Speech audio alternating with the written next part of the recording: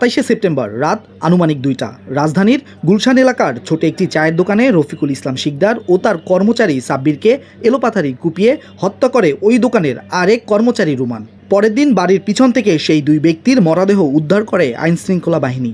আজ বুধবার দুপুরে কারণবাজারের র্যাবের মিডিয়া সেন্টারে এক সংবাদ সম্মেলনে আলোচিত এ জোড়া খুনের রহস্য উন্মোচন করে র্যাবের আইন ও গণমাধ্যম শাখার পরিচালক লেফটেন্যান্ট কর্নেল মুনিম ফেরদাউস। তিনি বলেন, রুমান সেখানে 7 থেকে 15 দিন পূর্বে চাকরি নেয়। সাম্প্রতিক সময়ের বহুল আলোচিত রাজধানীর গুলশান এলাকায় নৃশংসভাবে গলা কেটে দুজনকে হত্যাকাণ্ডের মূল আসামি রুমনকে চট্টগ্রামের হালিশহর থেকে গ্রেপ্তার করেছে র্যাব।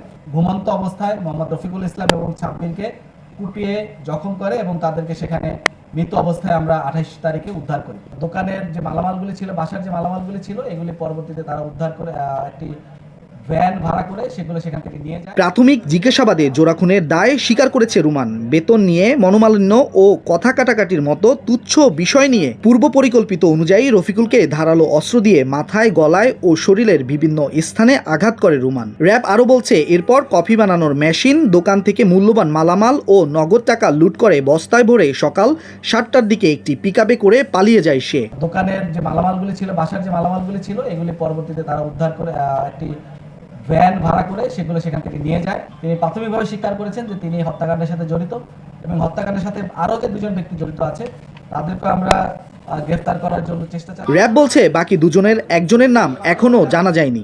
অভিযুক্ত রুমান, সেও জানে না। র্যাব জানার চেষ্টা করছে। মোহাম্মদ রায়হান হোসেন, দৈনিক ডেস্টিনি।